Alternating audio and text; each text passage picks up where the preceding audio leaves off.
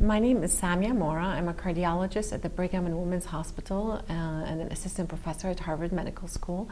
My talk is about the role of lipoprotein risk factors for predicting residual risk. So the topic that I discussed today at the World Congress on Heart Disease 2014 meeting in Boston was on several things. First, we discussed about what does it mean to be to have residual risk on statin therapy, and what we define that as individuals who are treated with statins who still have cardiovascular events on their statin therapy. It's approximately 1 in 5 individuals with known cardiovascular disease who have a recurrent event on a statin, and about 1 in 10 individuals without any prior cardiovascular disease who have an event, their first event on a statin. And we wanted to know what are the determinants of this risk. Why do these individuals continue to have cardiovascular events despite the reduction in statin therapy for cardiovascular events?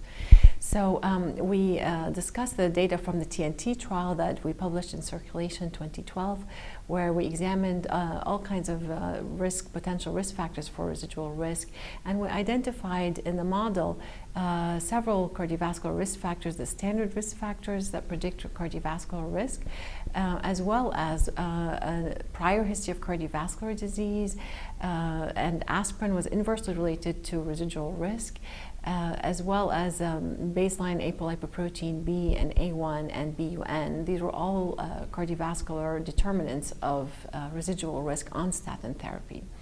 We also discussed then data from the Jupiter trial, which is a primary prevention study.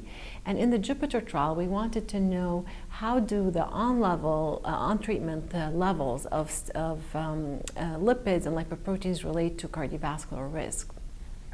So there we examined the on-treatment LDL cholesterol, on-treatment ApoB level, on-treatment ApoA1 level, on-treatment triglycerides, non-HDL.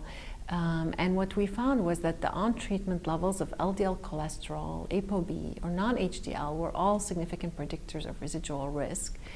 Interestingly, on-treatment levels of HDL cholesterol, while they were inversely related to residual risk, they were not statistically significantly related, and ApoA1 was a similar relationship. So then we further investigated this further, and we examined the number of HDL particles, and we found there that the on-treatment levels of the number of HDL particles was a really important determinant of residual risk in the Jupiter trial population. By contrast, HDL size really was not related to residual risk. So what we concluded was that the number of HDL particles is an important determinant of residual risk and may potentially be a way to monitor future therapies targeting HDL. And then finally, we examined lipoprotein a, which is an LDL-like particle that is an ApoA molecule attached to the ApoB molecule. And in the Jupiter trial, we measured levels of lipoprotein a. And remember, in Jupiter, we had individuals who was on treatment on the statin. Their LDL cholesterol was really low, was 55. So in these individuals, we found that Lp(a) levels predicted residual risk and were statistically significant and significant important predictor of residual risk. So in summary, we discussed the clinical risk factors that determine residual risk, which include the standard risk factors, as well as prior history of cardiovascular disease, as well as some selected medication use. We also found that potentially HDL particle number and lipoprotein a could be potentially very important predictors of residual risk, and future studies really needed to examine these as well as other biomarkers as potential determinants of residual risk so that we can prevent residual risk using a multifactorial approach. Thank you.